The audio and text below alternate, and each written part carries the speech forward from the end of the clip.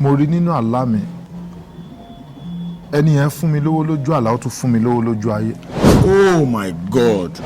nígbà tí mo wá pàdé ẹni yẹn ẹ̀ntẹ́ rí lójú àlá yẹn tí mo ń rí lójú àlá ńlẹ̀ padà pàdé wọn ní location. so nígbà tí mo wá pàdé wọn ní location yẹn wọ́n á sọ fún wọn náà lẹ́sẹ̀kẹsẹ̀ pé ṣe mọ̀ pé ẹ̀yin ti lógo mo ti wá gbàgbé àlá yẹn gan bí mo ṣe ń sọ̀rọ̀ ẹ̀yin ti lógo ọ̀gá ní ẹ ti wà lókè ẹ fún mi lówó owó tó wà nínú mọ́tò ẹni yẹn tó báyìí ó dẹ̀ yọ 500 naira méjì ṣe bí 500 naira méjì yẹn ṣe ń tẹ̀ mí lọ́wọ́ mo rántí straight ni.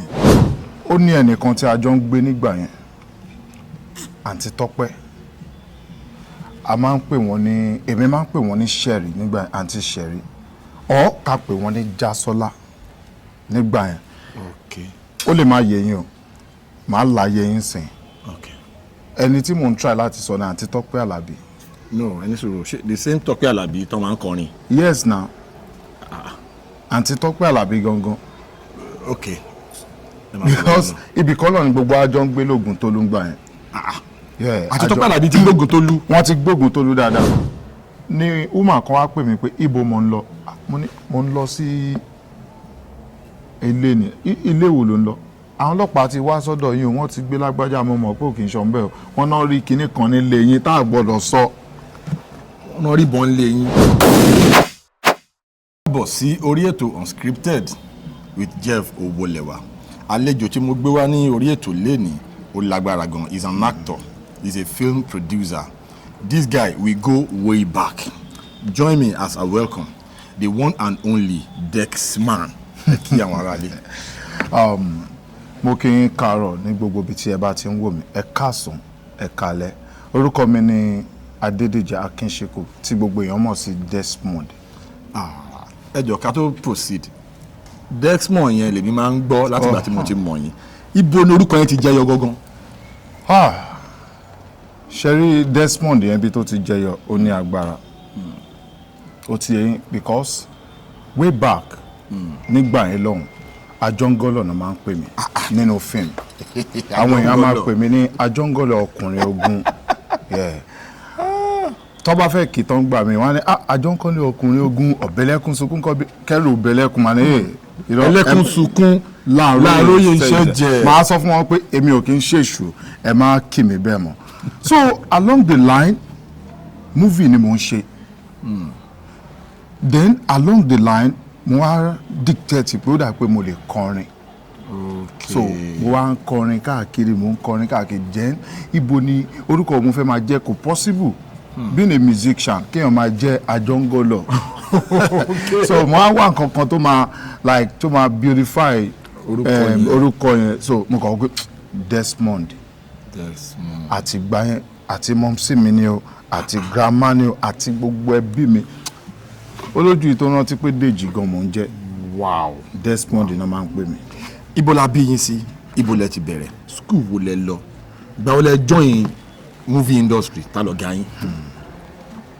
alágbára ẹ jẹ́ kí n kọ́kọ́ bẹ̀rẹ̀ láti ibi tí wọ́n bí mi sí wọ́n bí mi sí Ṣómólú. Bẹ́ẹ̀ Ṣómólú ni wọ́n bí mi sí mo dẹ̀ bẹ̀rẹ̀ nílé ẹ̀kọ́ primary school mo bẹ̀rẹ̀ ní Ọláolú primary school.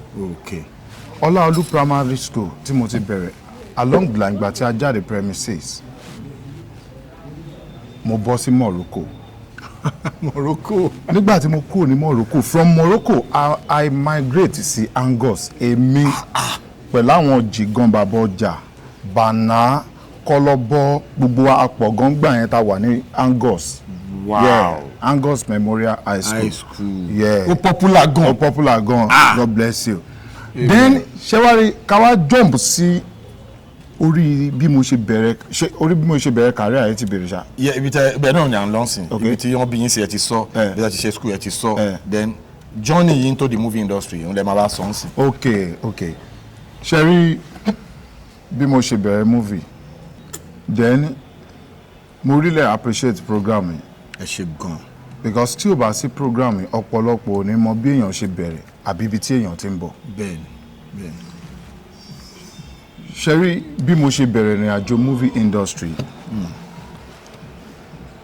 ó ní ẹnìkan tí a jọ ń gbé nígbà yẹn àǹtí Tọ́pẹ́ a máa ń pè wọ́n ní èmi máa ń pè wọ́n ní Sherry nígbà àǹtí Sherry ọ̀ ká pè wọ́n ní Jásọ́lá nígbà yẹn ó lè máa yẹ yín o màá láyé yín sìn ẹni tí mò ń try láti sọ ní àǹtí Tọ́pẹ́ Àlàbí.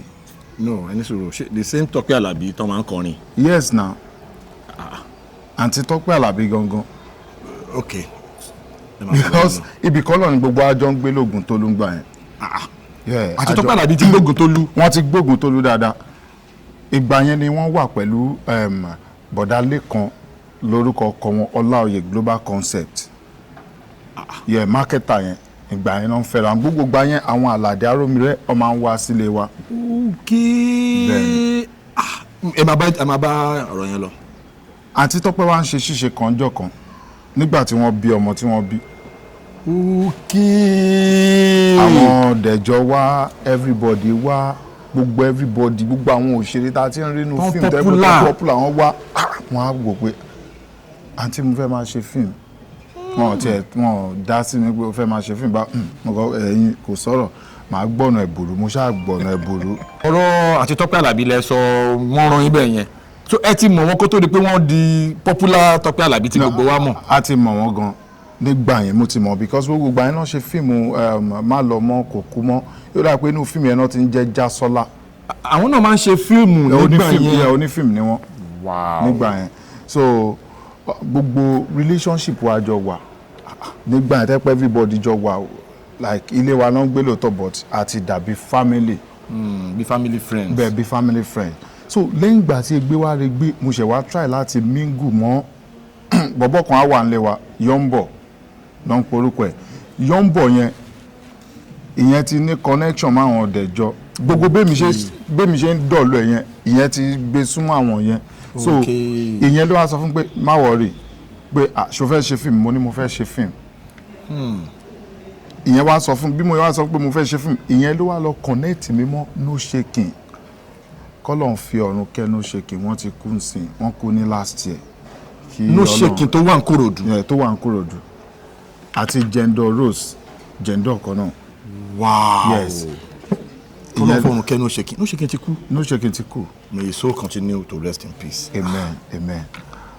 So ìyẹn ló lọ connect mi mọ́ No Shaking àti Jendor so a máa wá ń lọ sí rehearsal àwọn dẹ̀jọ́ ń gbà yẹn entertainment campus làwọn jẹ́ ní Palm Grove.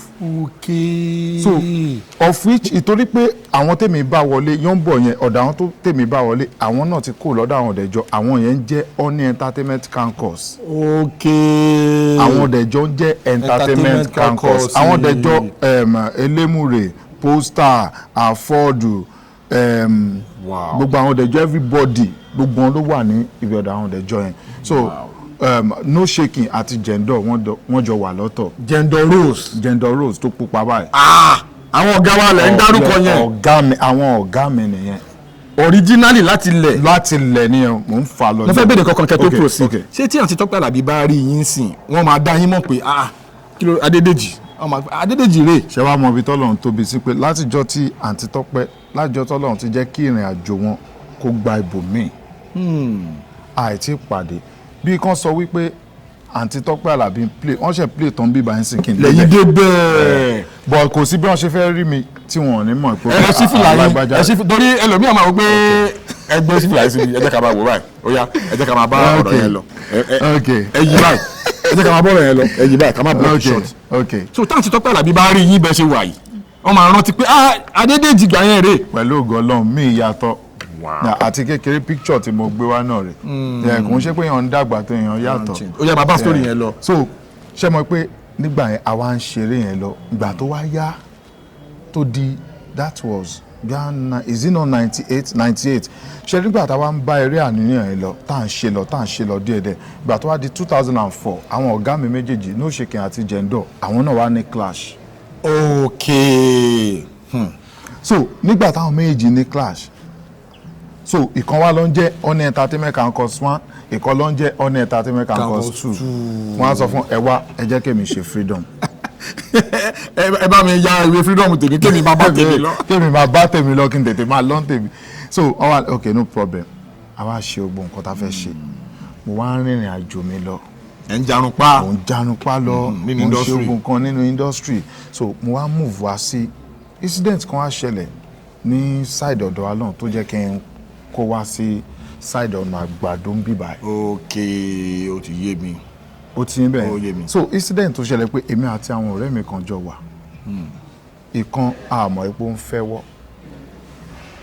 oye ó ń jalè. ó ń jalè kéèyàn lanu mọ́ ó ń jalè Ó ń jalè. bẹ́ẹ̀ ni so àmọ́ wípé ó ń ṣerú nǹkan bẹ́ẹ̀ yẹn mo lọ sí location mo ń bọ̀ wípé kí n máa lọ sọ́dọ̀ wọn làwọn ti máa because everybody know mi ní industry pé léèrè pa ni mi ẹ máa ń ṣeré ẹ pa. máa ń ṣeré pa gan so ni woman kan wá pè mí pé ibo mo ń lọ mo ní mo ń lọ sí ilé ni ilé wo ló ń lọ àwọn ọlọ́pàá ti wá sọ́dọ̀ yín o wọ́n ti gbé lágbájá mo mọ̀ pé ò kì í ṣan bẹ́ẹ̀ o wọ́n náà rí kinní kan nílé yín tá a gbọ́dọ̀ sọ ọ̀nà rí bọ́n lé yín. ṣé kí ló tẹ̀yìn sọ ẹni pé ẹ̀yin náà ẹ máa gbọ́ ẹ̀yin lẹ sọ wípé wọ́n rí bọ̀ nílé yín not me o torí pé unscripted la wà á kì í pọn léwé a máa ń bó ewé. ok ẹ máa ń bu ewé yẹn torí wọ́n ti pinnu unscripted. ok pé wọ́n rí bọ̀ nílé yín nílé yín nígbà yẹn ẹ máa bá ètò yẹn lọ wọ́n dẹ̀ ti mú ẹni yẹn lọ.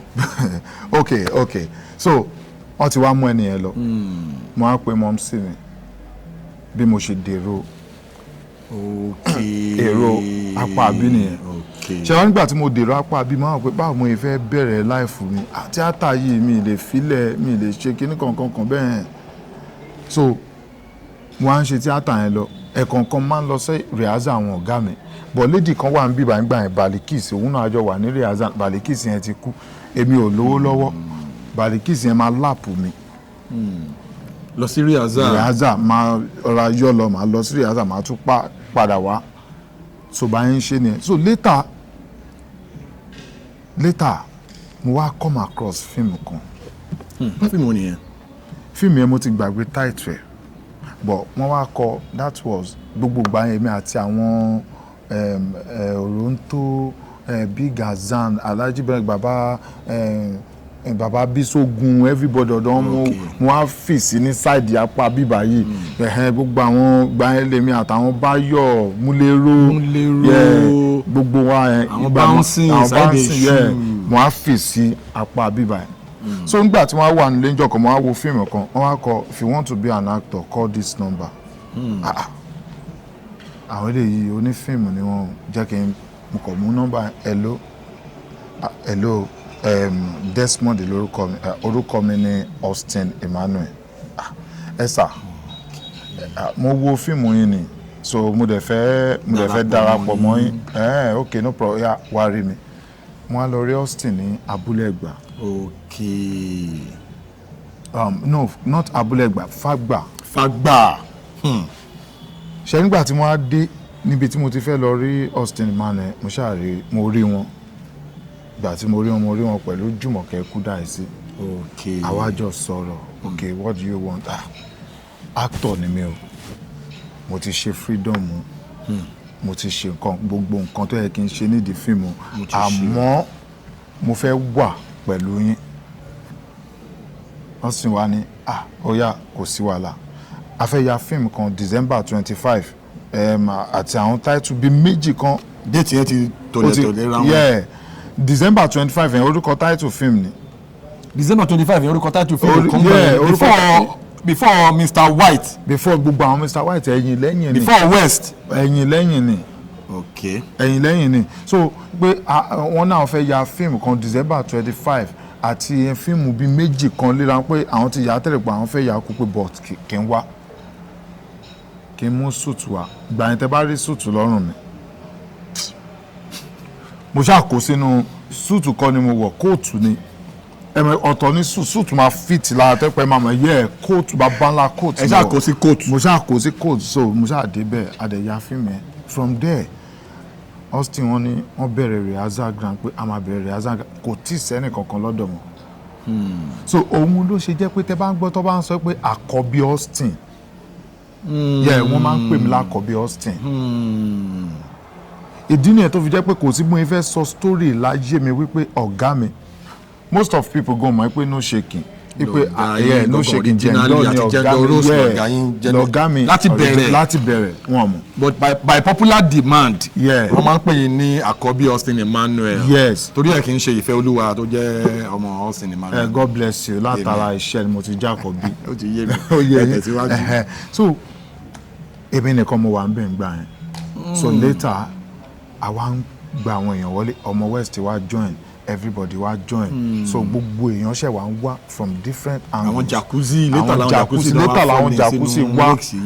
later làwọn jacuzzi wá so ṣẹ́rí gbogbo story yẹn ń gbà yẹn tí a bá ti ń lọ sí location ìjọ kan á wà èmi àti Austin máa nájọ lọ sí Ìdúmọ̀tà kò tí ì sí mọ́tò.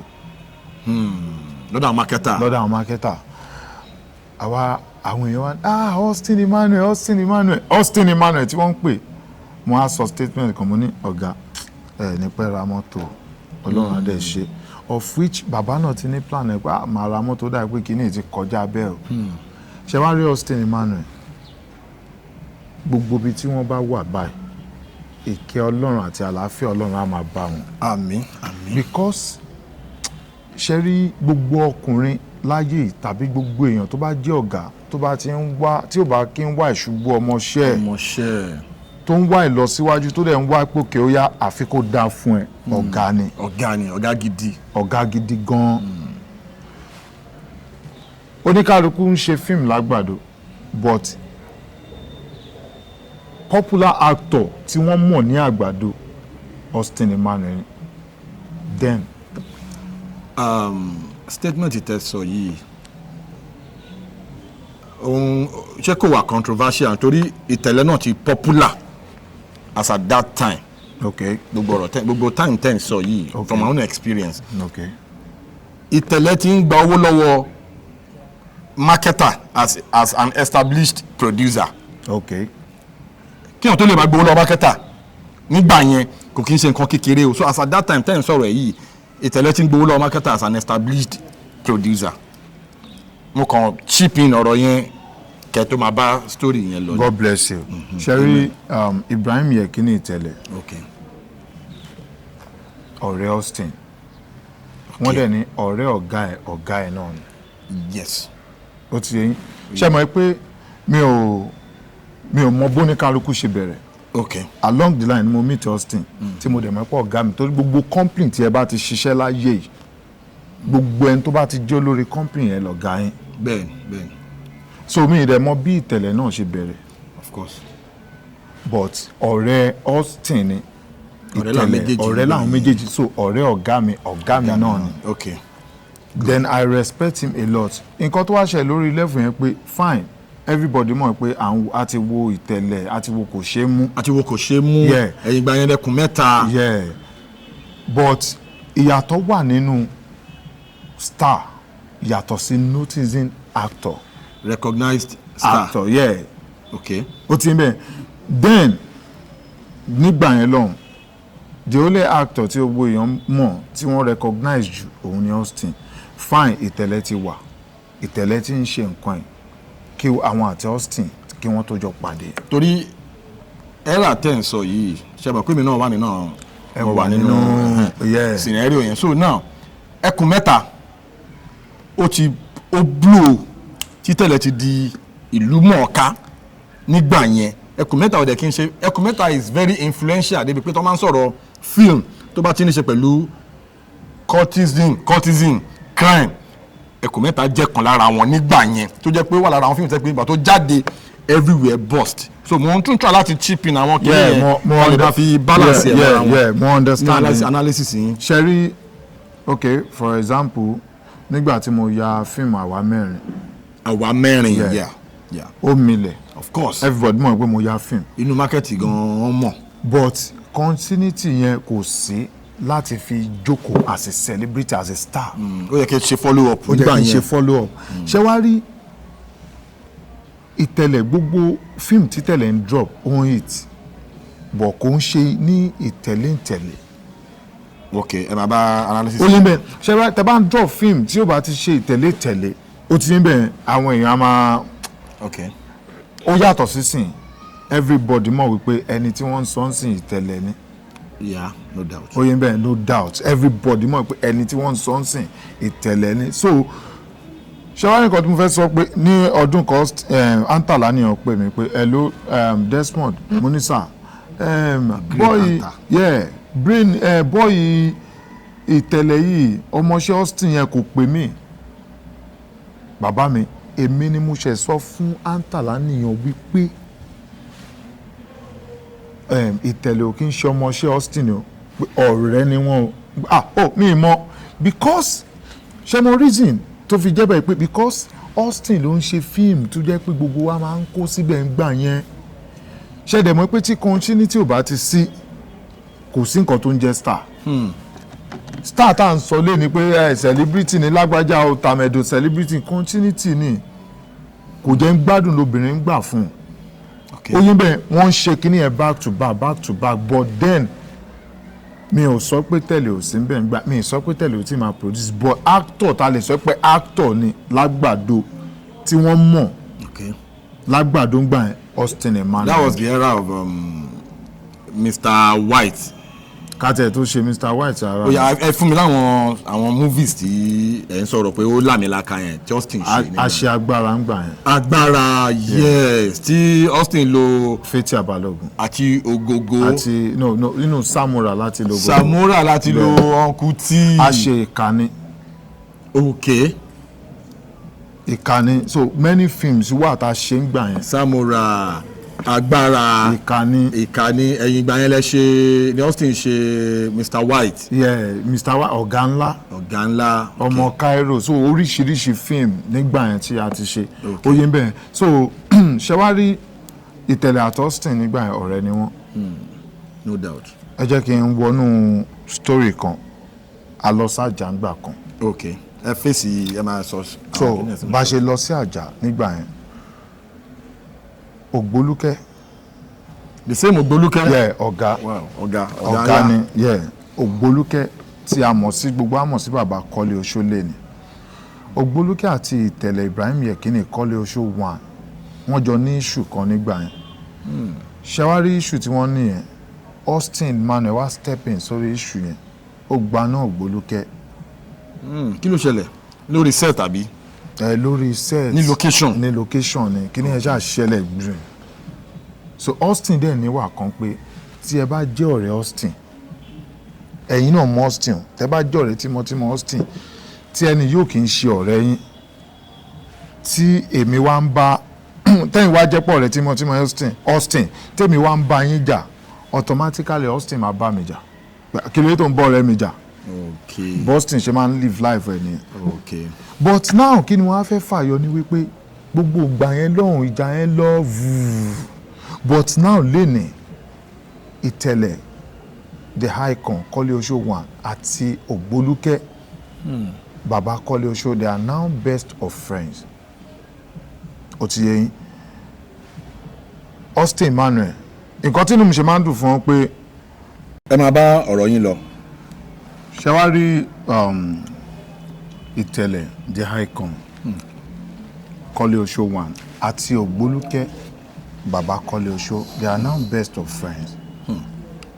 àmọ́ ìkan tí inú mi ṣe máa ń dùn fún Austin Emmanuel tí inú mi dẹ̀ ń dùn fún Ìtẹ̀lẹ̀ wípé àwọn méjèèjì wọ́n jọ ń gbé nǹkan rere ṣe nínú ayé. gbogbo ẹni tó bá wà online pátá wọn mọ̀ pé Austin kò ń ṣe ara Nàìjà mọ́ bó ṣe ń lọ sókè òkun ló ń padà bọ̀ bó ṣe ń wọlé ló ń jáde bó ṣe ń wọlé ló ń jáde Ìtẹ̀lẹ̀ gan náà fún ara òun náà ń ṣògo ní ògo so torí ẹ̀ ìdí nìyẹn tó fi jẹ́ pé inú mi máa ń dùn fáwọn méjèèjì wípé kò ń ṣe pé à ń ríra wa ronú. bẹ́ẹ̀ni. ṣé mọ̀ pé tí ọ̀rẹ́ tájọ wà tipẹ́ tí kan bá ń ṣe ògo lọ́wọ́ ìkejì àmà ìbànújẹ́ ọkàn ni pé ọmọ ìrìn àtẹni ilé ẹjọ́ no but àwọn méjèèjì nísìnyí mo mọ̀ pé inú wọn àjọ máa dùn torí kò sí beef kan tó ń jọ fẹ́ ní fúnra wọn pé Ìtẹ̀lẹ̀ ń ṣògo Austin náà ń ṣògo. bẹ́ẹ̀ni mo rẹ̀ ní kókó. ìyẹn ni kókó mo sọ mo dúró another question. now a máa ń rí ẹ̀yin. ẹ ṣe sọ̀rọ̀ ibo náà fi egungun kí ni sí. ẹ̀yin fi egungun yẹn lẹ̀. ẹ máa jẹun ọbẹ̀ lọ. ẹ má kàn fast ni. tó dẹ̀ jẹ́ fast kánú research lẹ́wà ni wọ́n ṣe pé court yẹn ẹ mọ̀ pé settlement máa ti wá gbé kínní tẹ̀ ń jẹ ní ọkàn sínú. bí ẹ ṣe máa ń ṣe náà nìyẹn bá ti wà lórí set ẹ ní jẹ́ kó ń jẹ prosma kó gbélé ẹ máa kàn máa jẹ́ wọ̀n wọ́n ṣe ń jẹ́ ká máa bá ètò lọ. a máa ń rí nínú àwọn content ìjọba làǹdẹ̀ so mo mọ̀ pé ẹ wà nínú fíìmù ìjọba làǹdẹ̀ yẹn ẹ ti wà láwọn táìmù kan jọ máa ń ṣe content báwo ni experience yín pẹ̀lú ìjọba làǹdẹ̀ working with him. Sherry ìjọba làǹdẹ̀ is a nice guy. No doubt. Ó ti ń bẹ̀ èèyàn gidi ni. Nígbà tí èmi àti ìjọba làǹdẹ̀ wà a jọ ń ṣe content ẹnìkan ló ń direct content ẹ̀ tẹ́lẹ̀ but along the line èmi ni máa ń direct content ẹ̀ because ó jẹ́ èèyàn kan tó máa ń pọ́ máa ń gba idea wípé lágbájá ó máa ń listen. ó máa ń listen lágbájá alpha kí la fẹ́ ṣe jáyà báyìí àdẹ̀gbà àdẹ̀ ṣe but nígbà tó dé àárín kan a lọ ya content kan ní Ìbàdàn ìgbà yẹn là ń ṣe court something mímọ àwọn èèyàn á ti wo àwọn court commotion court commotion a lọ yà ní Ìbàdàn so sunshine gbogbo everybody wa lọ so after ìgbà tá a dé láti Ìbàdàn yẹn bí oṣù bíi mélòó kan ogun kan ìjì kan ṣẹlẹ̀ láàrin wa. kí ló ṣẹlẹ̀. a dà fún yín máa sọ̀rọ̀ débẹ̀ ọ̀rọ̀ tí mò ń sọ yìí odindi géńdé mi mò ń sunkún bọ̀ ni bí mo ṣe ń sunkún. láti Ìbàdàn. no kò ń ṣe láti Ìbàdàn àti dẹ́kọ̀ ìjọ yẹn mo lọ sí church bí mo ṣe wá ń bọ̀ láti church mo wá ní kí n lie down kí n kọ rest there bí ọmọ west ṣe ẹ̀yin lẹ ń fast báyìí mo ń sọ̀rọ̀ bọ̀ tẹ̀ ń fast báyìí. ẹ máa sọ story yìí lọ ẹ jẹ́ kí ọkàn mi wà nínú ọ̀rọ̀ tí mò ń sọ ó ti fẹ́ tán kò sí wàhálà. èmi rò bóyá ọ̀kánjúwà yín ẹ ti filẹ̀ ni. no problem jẹ́ kí n. ẹ mọ̀ pé mo mọ̀ yín dáadáa ọ̀kánjúwà yín ti wà lára yín. ṣẹ́rí ó ń bá yín lọ. ní ọdún náà lọ́hùn làǹdẹ́ kò lọ́dọ̀ mi tó ló máa ń wá ó máa sùn sọ́dọ̀ mi a máa jọ jíròrò àjọ sọ̀rọ̀ ó wá ní pé òun kò dágbére fún mi ó wá lọ ibi tó wá wà ọmọ west wá pè mí pé òun fẹ́ rí mi mo ṣẹ̀dé láti church ni o àmọ́ kò sí wàhálà gbà tó sọ pé ó fẹ́ rí mi yìí mi ìdẹ́ ń fẹ́ nínú gbogbo èèyàn tí mo mọ̀ láyé mi kì í fẹ́ gbóhùn ọmọ west kì í má tàtí wèrè sí mo kàn lọ bá mi tó wà ní so wọ́n wà ní ọ́fíìsì kan pẹ̀lú ọ́fíìsì k everybody wà ń bẹ̀ wọ́n á rí láǹdẹ̀ mo ní òun bọ̀ ń bíbá o lè sọ fún tó dẹ̀ adẹ̀jọ́ ń gbé street kan náà ó dẹ̀ wá sọ́dọ̀ ọmọ west o lè sọ fún mi ó wá ní kí n má bínú adẹ̀ jókòó bá a ṣe jókòó láǹdẹ̀ ló bẹ̀rẹ̀ ọ̀rọ̀ lọ́dún náà lọ́hùn wípé Desmond kí ni reason tó fi ń gbàbọ̀dẹ̀ fún ọmọ west mo wá jókòó mo wá ní àbọ̀dẹ̀ báwo mo ní ṣe ọdún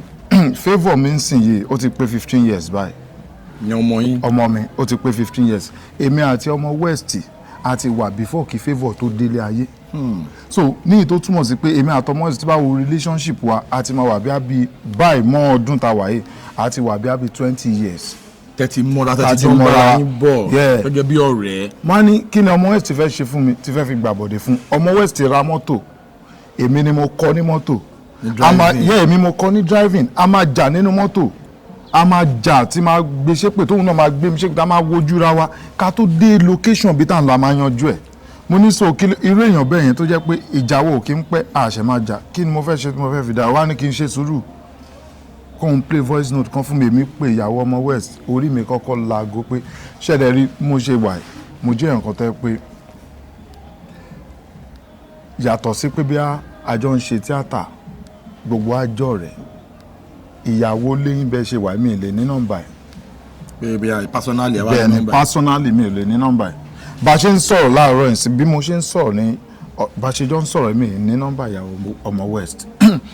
ó wá pè mí wá ní kílé tí mo pe ìyàwó ọmọ west tí mo ṣàlàyé ọ̀rọ̀ báyìí fún pé voice note yẹn wà ń bí mo ní èmi mo ní jẹ́ kí n gbọ́ voice note bóyá play voice note mo ní bọ̀bọ̀ kí n mọ tí yóò gan mi lè sọ̀rọ̀ báyìí èmi kọ́ lélẹ́yìí oníkálukú ló ní ways of presentation tiẹ̀ tí èèyàn bá ń sọ̀rọ̀ tó bá tiẹ̀ sọ̀rọ̀ bí yín gan ó ní bọ́n ṣe máa present ọ̀rọ̀ yẹn tó yẹ pé kò lè dàbí tọ̀dọ̀ yín mo ní èmi kọ́ leléyìí àìwọ́ ní nǹkan kan bẹ́ẹ̀ ọ̀rọ̀ yẹn di yánpọ̀ yán rí mo ní èmi kọ́sẹ̀ wọ́n lè mi ní èmi kọ́sẹ̀ mi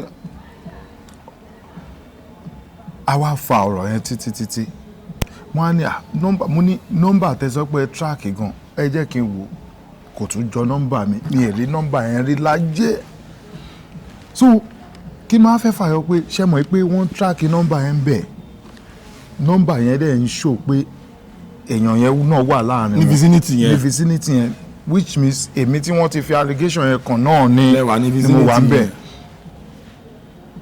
ibi tí mo ti mọ̀ pé ẹni tó ṣe iṣẹ́ yẹn òun náà wà láàrin wa ṣe rí nígbà tó wá di time kan tí wá bí mi mo ti ń sunkún bí ọmọ kékeré mo á sọ fọmọ west mo ní Lande ò kì í ṣọ̀rẹ́ mi mo ní ìtorí pé mo mọ Lande kò tí ì ju ọdún méjì lọ mo ní ìwọ tí mo ti mọ̀ over years so ìwọ náà lè believe pé mo ṣerú nǹkan báyìí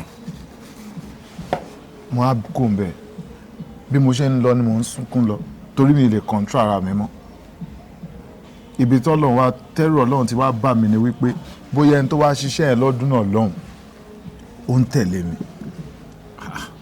tí bá ti dé sport kan tó bá pè mí pé bo ló wà wọ́n á track ẹ̀ ibo ló wà bá ní mo wà ń bẹ̀ ibẹ̀ náà ni track yẹn náà máa sọ tí ò dẹ̀ ń ṣe nọ́mbà mi tí ò dẹ̀ ń ṣe ìyẹn ni kò yé mi. báwo lẹ ṣe wá yanjú ẹ torí mo mọ̀ pé ẹ̀yin àti ọmọ west 5 and 6 lẹ́ẹ̀ méjèèjì. a dá fún ẹ apàlà yanjú ẹ àmọ́ ká tó yanjú ẹ ó pẹ́ èmi jẹ́ nǹkan tó yẹ pé ọ̀rọ̀ tí mò ń sọ yìí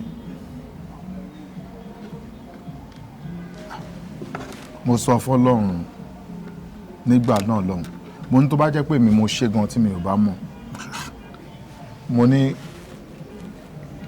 mo fi àwọn ọmọ mi rí nǹkan tó jẹ́ kí èmi àti kí ìjà yẹn lọ fáìn pé for the fact wípé mo sọ pé tó bá yẹ pé mo ṣe nǹkan báyìí kí nǹkan báyìí ṣẹlẹ̀ sí mi kó ṣẹlẹ̀ sáwọn ọmọ mi ẹ̀dẹ̀ tún ṣì ń insist pé mi mo sọ so now inú wa bí mi débi pé níjọ́ náà lọ́hùn mo sọ fọ́lọ́run pé tí bá ń gbàdúrà tí ò bá gbà láyé eléyìí tí mo fẹ́ sọ ẹ̀kọ́ lọ́hùn jẹ́ kó gbà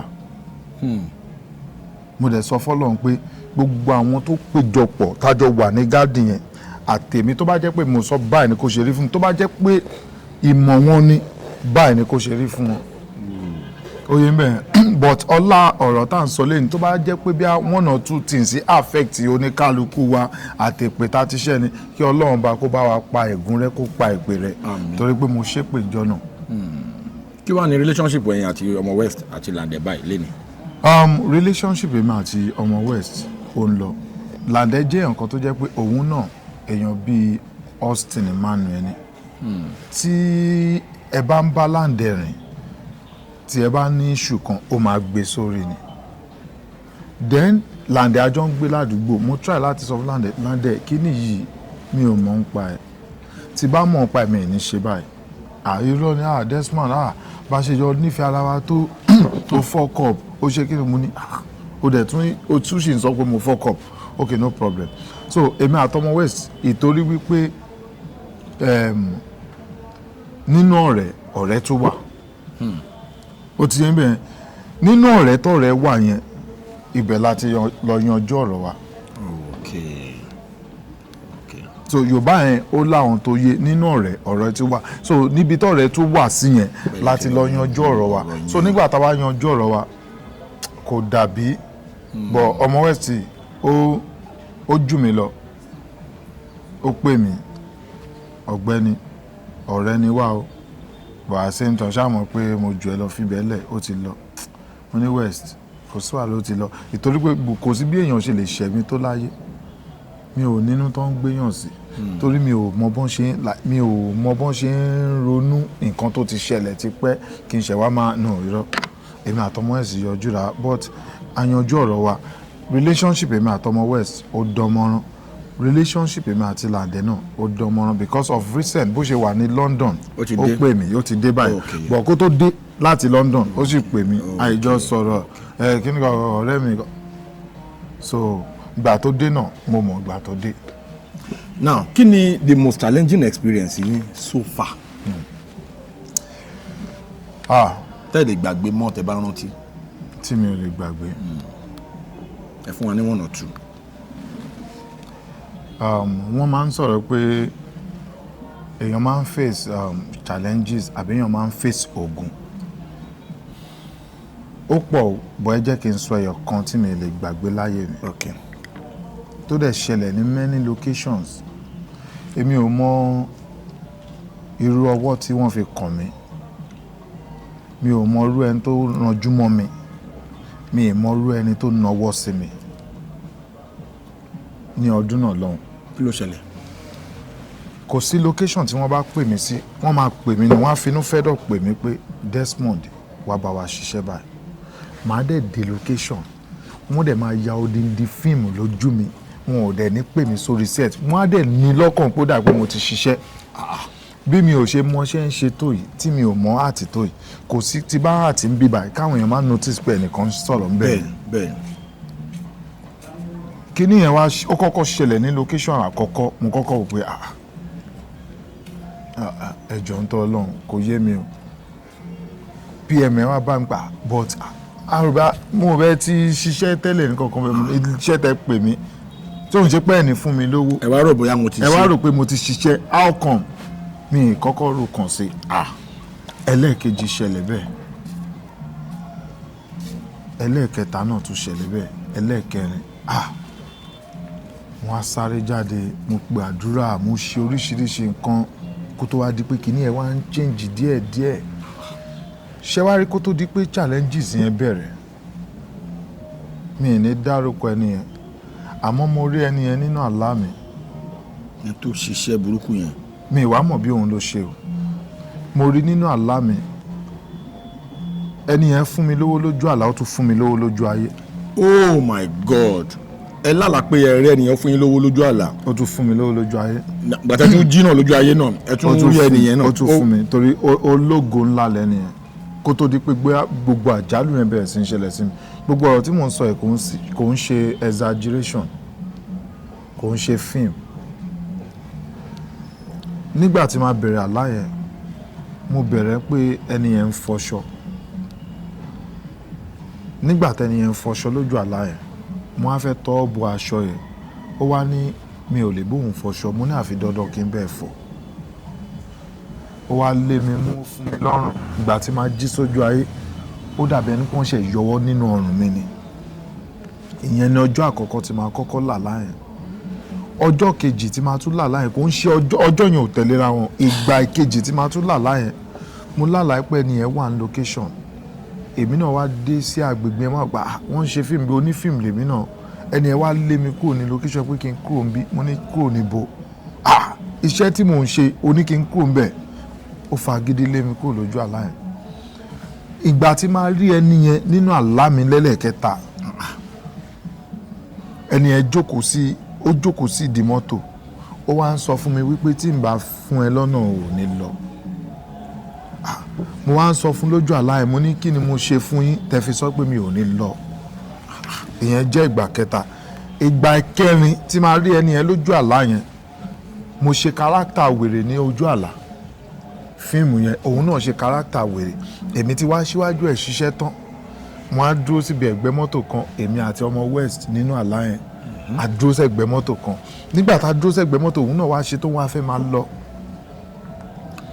bí ó ṣe fẹ́ máa lọ mo á ní lágbájá ẹ̀yin ti níràwọ̀ ẹ ti lógo ẹ fún wa lówó ó wá fún mi ní 500 naira méjì lójú àlá yẹn bó ṣe wá fún mi 500 naira méjì mo á kó gbogbo àdúró mi ẹni fún mi 500 naira méjì mo kàn kó fún ọmọ West lójú àlá yẹn àmọ́ ìgbà tí mo rọ àlá yẹn wọ́n ní kò jẹ́ kí n kó fún ọmọ West mo ti wá gbàgbé àlá o ó ti pẹ́ síra wọn ìyẹn ti lọ ó ti lọ o mo ṣẹ̀ wá pàdé ẹni ní Olasco hotel ní Àjà bàtẹ́ lọ fíìmù ta lọ fíìmù níbẹ̀ nígbà tí mo wá pàdé ẹni yẹn ẹ̀ńtẹ́ rí lójú àlá yẹn tí mo ń rí lójú àlá ńlẹ̀ padà pàdé wọn ní location so nígbà tí mo wá pàdé wọn ní location yẹn wọ́n á sọ fún wọn náà lẹ́sẹ̀kẹsẹ̀ pé ṣe máa pẹ́ ẹ̀yin ti lógo mo ti wá gbàgbé àlá yẹn gan bí mo ṣe ń sọ̀rọ̀ ẹ̀yin ti lógo ọ̀gá ní ẹ ti wà lókè ẹ fún mi lówó owó tó wà nínú mọ́tò ẹni yẹn tó báyìí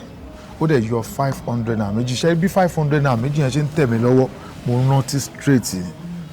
ẹ rántí àlá yẹn straight. mo rántí kò ń ṣe fíìmù tó bá yẹ pé fíìmù ni mo ń rántí straight ni so ṣẹ́rí gbogbo period tí mo ń là láyẹn bí mo ṣe ń là láyẹn ni mo ṣe ń nírẹ̀wẹ̀sì nínú iṣẹ́ yìí bí mo ṣe ń là láyẹn ni gbogbo nǹkan tó ń pè ní fíìmù gbogbo nǹkan tó ń pè ní entertainment ló ń sún mi pátápátá gbogbo moral yẹn everything drop.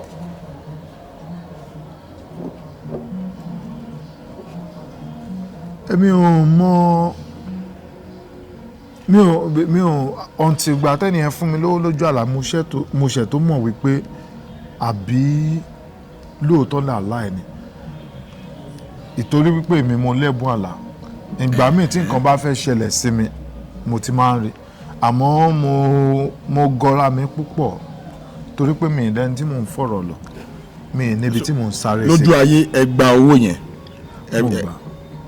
ẹ kó fún. no mi ò kó fún yàn lójú ayé yẹn ìtorí wípé mo fi lọ̀yàn ìgbà tí mo jí tó ní pé mi ìbá ti máa kó yẹn fún yàn ni mo ṣe gba owó yẹn àmọ́ kò jọ bẹ́ẹ̀ ni pé mo fi ra nǹkan. ní ọjọ́ tẹ pàdé wọn gangan ní ìrírí bó ṣe kó yẹn fún mi tí mo rántí mo kò dẹ̀ yẹ kí n gbọ́ owó yìí mo á fi lọ ra nǹkan lẹ́sẹ̀kẹsẹ̀ àmọ́ nígbà tí mo tún fi lọ àwọn onímọ̀ kan wọ́n sọ fún mi pé kò yẹ kí n fowó yẹn kí n tiẹ̀ fi ra nǹkan yẹ kí n bùyàn ní bóyá oníbàárà kan kí n kàn bún pókè bóyá mo fi ṣe sàárà fún ẹ. àwọn nǹkan wo ló wá ṣẹlẹ̀ lẹ́yìn ìgbà tí ẹ gba owó yẹn tí ṣẹlẹ̀ yẹn ṣẹlẹ̀ àwọn signs àwọn kan wo lẹ rí lẹ́yìn ìgbà yẹn. mo ti mẹ́nu bà òun ni pé bí ìgbà tó yẹ pé kí ṣe rí nígbà tá a wà lọ́dọ̀ Austin Emmanuel tá a bá fẹ́ ya fíìmù tí n bá gba scene 5 ọmọ ẹ̀ sì lè rí scene 3 gbà àwọn yòókù á rí scene níwọ̀n bá gbà but fíìmù tí a bá yà tí bá gba scene ẹyọ kan àwọn ọmọ West ò ní rí rárá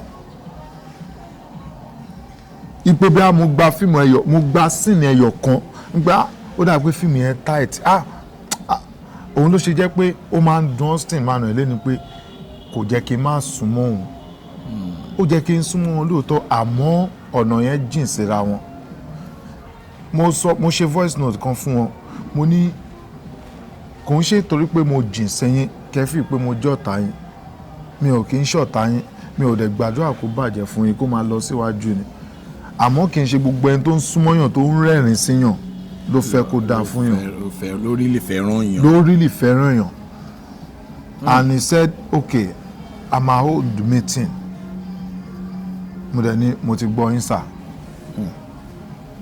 so lọ́jọ́kọ́jọ́ èèyàn mélòó ló mọ̀ pé no shaking àbí jẹ́ńdọ̀ lọ̀gá mi no shaking gan tiẹ̀ tún sì di fíìmù mu ju jẹ́ńdọ̀ lọ jẹ́ńdọ̀ ò di fíìmù mu business náà lọ dì mú so no shaking di fíìmù mu but èèyàn mélòó ló mọ̀ pé no shaking àti jẹ́ńdọ̀ lọ̀gá mi Austin Emmanuel náà ń pè lọ́gá mi tó dẹ̀ jẹ́ pé ọ̀gá mi ni lóòótọ́ because Austin Emmanuel pé bí àwọn mọ̀ pé ẹnìkan wà tó ń jẹ́ Desmond tó ń art fíìmù àbí tí wọ́n bá pè mí sí fíìmù lẹ́ni pé kí wá lọ art lẹ́ni Ọlá Austin ni. ọmọọṣẹ́ Austin ni bàbá yẹn. bẹ́ẹ̀ ni Ọlá Austin ni èmi Desmond ń jẹ́ Ọlá Austin ni ọmọ West ń jẹ́ Ọlá Austin àwọn tó jáde ní bíbẹ̀ yẹn o tí wọ́n ń fi fíìmù jẹ́ lẹ́ni Ọlá Austin ni. èmi náà wà lára àwọn tó benefit ní ọ̀dọ̀ Austin no diggity no doubt then ọ̀rọ̀ kan wá ṣẹlẹ̀ lẹ́nujọ́ mẹ́ta àwọn kan wá ń sọ̀rọ̀ torí Austin ó ti padà àdúpẹ́ fọlọ́run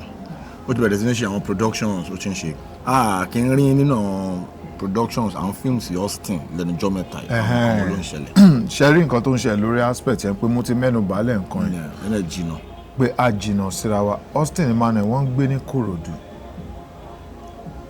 èmi ń gbé ní ọwọ́ bíbá ṣe wá nígbà tí mo ṣe voice note fún Austin Emmanuel wọ́n á sọ nǹkan kan fún wọn bóyá ìyẹn ló trigger wọn no mo lọ ṣiṣẹ́ pẹ̀lú àwọn Ṣẹ́gun Ògúngbè ní Abẹ́òkúta ìgbà tí mo á ṣiṣẹ́ yẹn tán tí mo á fẹ́ máa lọ Austin Emmanuel wọ́n ń bá Túnjí Tẹríba wọ́n ń bá wọn package iṣẹ́ kan wọ́n á lọ bá wọn ní Ìjẹ̀bú tí mo lọ bá wọn ṣiṣẹ́ yẹn so now mo gba owó ní ibì kan pẹ̀lú èjì èèyàn ni o mo gba owó ní ibì kan mo wá fẹ́ lọ mú owó yẹn mo wá fẹ́ lọ ná síbòmíì tí mo dẹ̀ lọ́mọ tí mo fẹ́ jábọ̀ fún tí mo lẹ́bi tí mo fẹ́ jábọ̀ fún so mo á bá bọ̀dà Túnjí tẹ́lẹ̀ àbí Túnjí náà lórúkọ wọn mo á bá wọn fàǹgbà pé ẹ fún mi lówó wọ́n ní kí n lọ Boston mo ní ẹ má tì mí sí ọ̀gá mi normal kí ló yẹ kẹ́ mọ̀ pé ó yẹ kẹ́ lè fún mi lówó because ẹnìkan kì í dúró méjì ẹ lè ṣe ẹ lè dá ṣe ẹ fún mi lówó ó dà pé ọ̀rọ̀ ẹ wà náà rọ̀ but èmi ò ríro mo kúrò ṣé wá lẹ́yìn ìgbà tí mo wá pé tí Austin Emmanuel ṣe voice fún West ọmọ West pè mí wípé Austin Emmanuel sọ̀rọ̀ but ọ̀rọ̀ mi náà yọnu kí ni ẹ pé àwa out of everybody ṣáà ló yẹ ká ṣerú nǹkan bẹ́ẹ̀ mo ní kí la ṣe mo ní ọ̀nà oníkálukú ló pọ̀ but mo ní kí ni ìwọ wá sọ fún wọn ó ní òun ò tí ì bá wọn sọ̀rọ̀ mo ní okay jẹ́ kí n gbọ́ voice note yẹn bó ṣe send ẹ̀ èmi ò mọ̀rọ̀ sínú mo kàn bá wọn sọ̀rọ̀ mo ní aláyé mo gbọ́ voice note báyìí mo ní mo gbọ́ voice note báyìí mo ní ṣe wá rí voice note tí mo gbọ́ ẹ̀ mo ní aláyé ẹ wá sí ìkómọ favour tẹ wá sí ìkómọ yẹn ó ti pé 15 years báyìí ẹ wo 15 years ago kẹ́sì wá máa expect pé kò ń ṣe fíìmù tìyín o wípé ẹ fẹ́ báyàn package fíìmù kẹ́ má lè fún wa pé bí ojú wọn náírà lọ ká wá wá bẹ́ẹ̀ ká lọ bẹ́ẹ̀ for how long báwo lèèyàn ṣe fẹ́ grow mo bá wọn sọ bóyá yẹn wá wà nínú nǹkan tí wọ́n dì mú tán fi pé ìwọ ń sọ pé kíní tán fi ń pè mí o I don't know so because èmi dìde bá wọn sọ́ngbà yẹn wọ́n dẹ̀ ní kí n má worry àdébì ni pé bí wọ́n fèsì pé irú ọ̀rọ̀ mo sọ ẹ̀ má bẹ̀bẹ̀ pé ẹ má bínú mo kàn ní kí n sọ ní bọ́ wọ́n sọ wọ́n kàn ní má worry màá ṣe meeting lórí ẹ̀ torí pé mi jẹ́ kó náírà lọ tábà bá ń ṣiṣẹ́ tó bá jẹ́ pé kò ń ṣiṣẹ́ yín iṣẹ́ oníṣẹ́ tẹ̀mọ̀ pé package iṣẹ́ téèyàn bá bímọ tẹ̀dẹ̀ mọ́ pé òkè ọmọ tí mo fẹ́ pè yìí ó lè fún mi nǹkan tí mo fẹ́ like that small money tẹ́ fẹ́ fún wa yẹn owó encouragement ni owó time táwa lò ń bẹ̀ yẹn owó effort but I don't know mi mọ̀ bí ọ̀rọ̀ yẹn ni ò jẹ́ kó jẹ́ pé ni ò jẹ́ kó máa pè mí mọ́ nísìn tí wọ́n bá ń ya fíìmù but tí bá rí fíìmù wọn tí bá rí any post fíìmù wọn ni tó bá ti pop up ní lórí internet lórí Facebook mi mo máa ń rí share ni mo dẹ̀ máa comment sọ ọ́ dà pé more blessing. Okay. Now torí tí èèyàn bá bímọ náà tó bá tó time kan náà ọmọ náà máa ń dá dúró títí ẹ̀ tọ́mọ bá tó lọ́kọ máa ń lọ́kọ ni so lórí ọ̀rọ̀ yẹn Austin Emmanuel náà máa understand wípé okay tí wọ́n bá ti òun náà understand na òun náà na person wey dey reasonable so ọ̀rọ̀ tẹ́ sọ yìí nsìn òun náà máa ti gbọ́ àríbẹ̀ ṣe fi ẹ̀hónú yín hàn then moving forward èèyàn máa mọ bí wọ́n ṣe máa yọ sí ara wọn a lè para wa jẹ́ a máa support ara wa náà ni now àwọn fans yín ẹ sọ social media handle yín ṣe TikTok yín ṣe Facebook handle yín ṣe Instagram handle yín ẹ sọ fún wọn kán lọ fà á jáǹbẹ̀ then àwọn films wo ṣe àwọn films wo lẹ ti produce tó jáde àbí èwo lẹ ń work on tó fẹ́ jáde ẹ sọ fáwọn opportunity yẹn polówó ẹ fáwọn ará ilé. okay lórí TikTok handle mi agent Desmond ni mo ń jẹ́ mbẹ́ agent Desmond TV yeah torí máa ń ṣe matchmaking so máa fi ṣe ní ṣe ti marry èmi ti marry ẹ ti marry àbí okay mo fẹ́ fún yín ní ìyàwó ń ṣe matchmaking èwo ni ṣe ti marry tẹ́ ẹ̀ ń béèrè lọ́wọ́ mi lẹ́ẹ̀mejì ṣé èèyàn máa darúgbó báyìí kò ní marry. okay sorry ọlá fèsì yín mò ń wò èmi ò mọ̀ pé ẹ ti gbó sára God bless you. fún nǹkan tẹ́ sọ yẹn gbogbo turkey ni máa jẹ tán. ẹ má jẹ́ ká bà program jẹ́ o. so ẹ má ṣe matchmaking mo ń ṣe matchmaking lórí Instagram náà agent Desmond náà lè máa rí bẹ́ẹ̀ Facebook agent Desmond náà lè máa rí bẹ́ẹ̀. àwọn tó bá sí YouTube yẹn tó máa ń wá ọkọ àbíyàwó bẹ́ẹ̀ ni yẹ kàn login sórí agent Desmond TV lórí TikTok yẹ ibẹ̀ mo ti máa ń ṣe agent Desmond TV lórí YouTube náà. yeah ní 10 o'clock ni máa ń bẹ̀rẹ̀ lálẹ́. wow máa fàájà. live àwọn èèyàn máa login. àwọn èèyàn máa login so àdè máa ń dúpẹ́ pọ̀ ọlọ́run máa ń fún wa ṣe ọlọ́run ti because ẹni tó bá ń so yìgì ọ̀rẹ́ ọlọ́run ni bẹ́ẹ̀ni so àdè máa ń dúpẹ́ pé ọlọ́run máa ń fún wa ṣe a máa ń rí yìgì so ń bẹ̀. then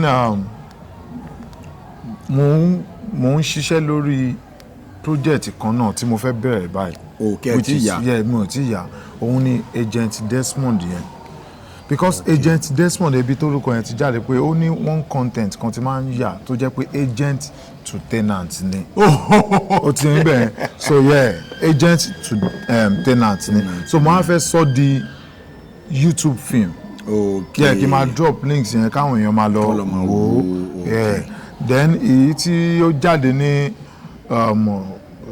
December 12 tó jáde ó sì wà ní Bobby TV lọ́wọ́lọ́wọ́ báyìí kí àwọn èèyàn jọ kán lọ ṣe kíni kán lọ wo detective mission ní title ẹ̀ èmi mo direct ẹ̀ èmi kọ́ mo ní so èmi ni mo direct ẹ̀ mo yẹ iṣẹ́ ọwọ́ mi náà ni iṣẹ́ ọwọ́ wa ò dẹ̀ ní bàjẹ́. àmì detective mission ẹ lọ sórí Bobby TV kẹ́ lọ wo kẹ́ lọ fà á jáǹbẹ̀ yẹ. táwọn fans yín bá fẹ́ reach out sí ṣé TikTok yín àti Instagram yẹn náà ni Andrew tẹ́fẹ́ filẹ̀ àbí. kí ni nǹkan mi tí wọ́n tún lè filẹ̀ lórí program. ẹ lè fi WhatsApp yín lẹ̀ that is tẹ́bá wish láti fi WhatsApp yín lẹ̀ so for direct contact but tí ẹ bá ti wà ókè pẹ̀lú TikTok yẹn náà it's all good. ok torí pé àwọn TikTok yẹn bẹ̀lẹ̀ yẹn ti máa ń ṣàkọjù ẹ mọye message tó wà ń bẹ̀ tí mi ò kí ń wò rárá tí mi kì í reply so mo lè fi WhatsApp mi lẹ̀ fún mi. ok 08135001096 lẹ́ẹ̀kan sí 08135001096. wow wonderful ẹ kí àwọn fans yín tó ti ń support yín irọ́. mo ń bọ̀ ẹ ṣe gan mo really appreciate yín. kọ́ máa ṣẹlẹ̀ lórí interview mo wait mo really appreciate ẹ gbé sí mi lọ́wọ́ báyìí náà ẹ kí wọn tán ẹ kí wọn ní orí ọwọ́ tèmi báyìí ni kámẹ́rà lẹ bá ní bísíǹnẹ́sì ẹ̀gbọ́n gbà bí ẹni tó fẹ́ gbẹ bọ ẹ bá ń gbé sọ́wọ́ mi báyìí náà ó yá ẹ kí àwọn fans yín ẹ máa kí wọn kí n máa gbọ́. tẹ bá jẹ mo kí gbogbo yín tí ẹ ti wà lórí program yìí tí ẹ farabalẹ̀ gbọ́ gbogbo nǹkan tí kìíní yóò mú kankan tí ẹ gbọ́ gbogbo nǹkan tí mo sọ látàárọ̀ ẹ jọ nítorí Ọlọ́run support yín tí ó bá ti sẹ́yìn kò sáwà o. thank you so much ẹ̀yin ará ilé Jeff Owólẹ́wà náà ni unscripted lẹ́tọ̀ thank you so much for the love o gbogbo bẹ́ẹ̀ ṣe ń ràn wá lọ́wọ́ ten help wa gbogbo ẹ̀ pátá láàrin rí Ọlọ́run á tún máa ràn yín lọ́wọ́. àmín. ọkàn.